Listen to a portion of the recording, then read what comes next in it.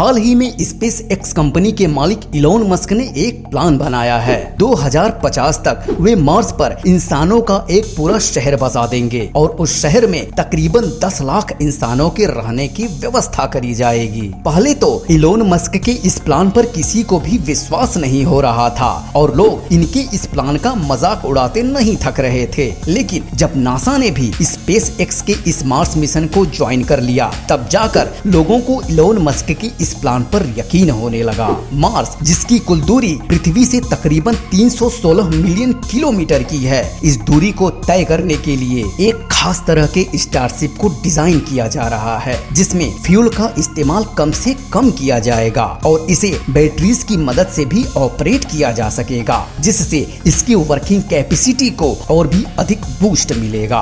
हो सकता है कि आने वाले कुछ और दिनों में साइंटिस्ट इस तरह के स्टारशिप को बनाने में कामयाब हो जाएं, जो मार्स तक जाने के लिए पूरी तरह से सक्षम हो। लेकिन फिर भी एक बहुत बड़ा सवाल ये है कि मार्स पर रहने के लिए इतना बड़ा शहर कैसे बनाया जाएगा, जिसमें लगभग 10 लाख इंसान आराम से रह सके। और हाँ, आखिर साइंटिस्ट इस हरे भरे पृथ्वी को छोड़कर इंसानों को दूसरे ग्रहों पर भेजना ही क्यों चाहते हैं, जबकि न ही वहाँ पर ऑक्सीजन है और न ही खाने के लायक कोई फसल। इन सभी जरूरी चीजों के गैर मौजूदगी में आखिर साइंटिस्ट मार्स को इंसानों के रहने के अनुकूल कैसे बना पाएंगे। और उससे भी बड़ा सवाल ये है कि जब धरती पर रहने के लायक सभी नेचुरल चीजें आसानी से उपलब्ध हैं, तो फिर आखिर इंसानों को मार्स पर भेजने का प्लान क्यों बनाया जा रहा है। इस बात पर वैज्ञानिकों का कहना है कि जब से हम लोग फॉसिल फ्यूल यानी पेट्रोल और डीजल का इस्तेमाल अधिक मात्रा में करना शुरू किए हैं, तब से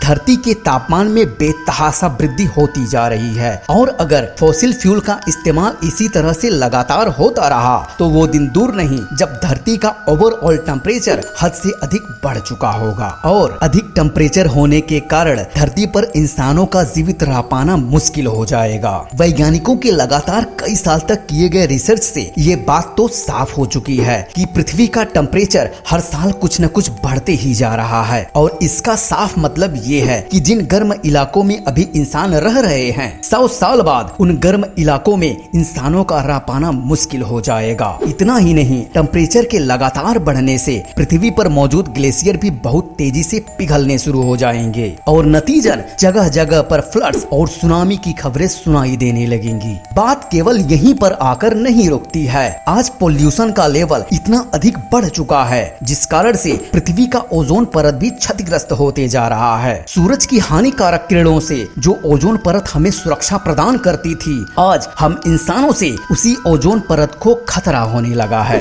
ओजोन लेयर के क्षतिग्रस्त होने से पृथ्वी पर बेतहाशा गर्मी पड़ने लगेगी। इन सभी घटनाओं को देखते हुए वैज्ञानिकों ने ये पहले से ही अंदाजा लगा लिया है कि एक ना एक दिन धरती हमारे रहने के लायक नहीं बचेगी। यही एक खास वजह है कि पृथ्वी जैसे और दूसरे ग्रहों को तलाशने में रिसर्चर्स कड़ी मेहनत कर रहे हैं। इलोन मस्क के प्लान के अनुसार मार्स पर सबसे पहले इंसानों का एक छोटा सा ग्रुप भेजा जाएगा। इस ग्रुप को वो सारी चीजें पहले से ही मुहैया करवा दी जाएंगी जो लगभग 2 साल तक जीवित रहने के लिए जरूरी होंगी, जिसमें खाने पीने की तमाम सामग्री के साथ ऑक्सीजन को भी मुख्य रूप से शामिल किया जाएगा। लेकिन मार्स पर इन इंसानों के रहने के लिए एक प्रोटेक्टिव शेल्टर भी बनाना होगा, क्योंकि मार्स पर इंसानों के रहने के लायक कोई भी वातावरण मौजूद नहीं है और बिना प्रोटेक्टिव शेल्टर के इंसानों का ये ग्रुप मार्स पर एक भी मिनट सरवाइव नहीं कर पाएगा। शेल्टर को बनाने के लिए सबसे पहले आर्टिफिशियल इंटेलिजेंस रोबोट को मार्स पर भेजा जाएगा, जो कि आधुनिक टेक्नोलॉजी से पूरी तरह से लैस रहेंगे और इनमें कैमरा और सेंसर का भी इस्तेमाल किया जाएगा और ये पूरी तरह से सूरज की रोशनी से अपने आप को चार्ज रखेंगे। इन रोबोट से प्रोटेक्टिव शेल्टर बनवाने का काम धरती से ही ऑपरेट किया जाएगा।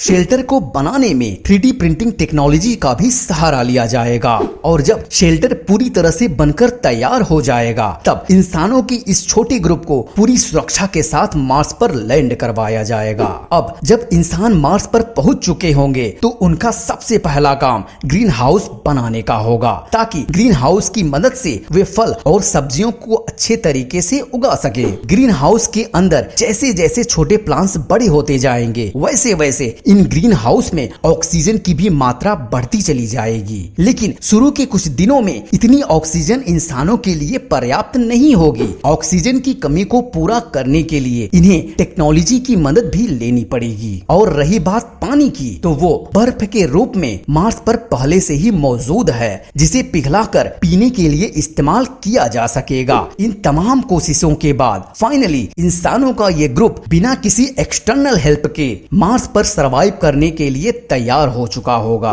लेकिन कुछ रिसर्चर्स ये कह रहे हैं कि अगर हम किसी तरह से मार्स का टेम्परेचर बढ़ाने में कामयाब हो जाएं, तो हमें इतना कुछ करने की आवश्यकता नहीं पड़ेगी। और हाँ, एक बार इलोन मस्क के द्वारा भी मार्स का टेम्परेचर बढ़ाने के लिए एक सुझाव दिया गया था, जिसमें ये कहा गया था कि मार्स पर न्यूक्लियर वेपन्स का इस्तेमाल करने से मार्स का टेम्परेचर बढ़ाया जा सकता है। जब धीरे धीरे मार्स का टेम्परेचर गर्म होने लगेगा तो वहाँ पर जीवन की उत्पत्ति भी होनी शुरू हो जाएगी। इसी क्रम में साइंटिस्ट और रिसर्चर्स का कहना है कि लगभग 200 साल के बाद वे मार्स को भी अर्थ जैसा रहने के लायक बनाने में कामयाब हो जाएंगे। वैसे बात कोई भी हो, मैं इन तमाम लोगों से ये पूछना चाहता हूँ कि आज हम इंसान जिस तरह से अपनी सुंदर सी दिखने वाली पृथ्वी को नर्क बनाते जा रहे हैं, क्या मार्स पर जाने के बाद हम अपनी इन हरकतों से बाज आ जाएंगे? क्या मार्स पर जाने के बाद हम इंसान प्रदूषण नहीं करेंगे, या फिर हम डीजल और पेट्रोल जैसे फॉसिल फ्यूल का इस्तेमाल करना ही बंद कर देंगे, या हम मार्स पर प्लास्टिक का इस्तेमाल करना ही छोड़ देंगे? जब हम अपनी जीवनदायिनी पृथ्वी को ही दिन प्रतिदिन गंदा करते जा रहे हैं, तो क्या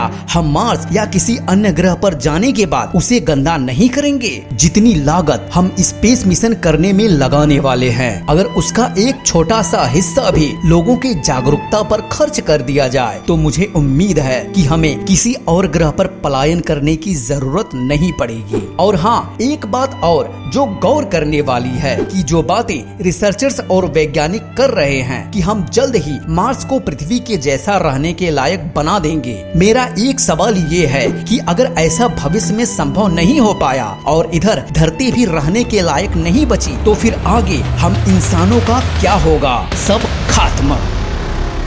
अभी भी वक्त है, हमें जल्द से जल्द कोई ठोस कदम उठाना ही होगा, क्योंकि अगर साइंटिस्ट और रिसर्चर्स किसी और ग्रह को ढूंढ भी ले जिसका एटमॉस्फेयर एकदम पृथ्वी के जैसा ही हो, तो भी पृथ्वी के सभी इंसान दूसरे ग्रह पर नहीं जा पाएंगे, क्योंकि एक स्पेस मिशन में काफी लागत लगती है। और फिलहाल हमारे पास कोई ऐसा स्पेसशिप मौजूद नहीं है जिसमें एक बार में ही हजारों की संख्या में इंसानों को स्पेस में ले जाया जा सके। वक्त है अभी संभलने का, वरना देरी तो होती ही जा रही है। मिलते हैं किसी और वीडियो में, तब तक के लिए हमें अनुमति दीजिए। धन्यवाद।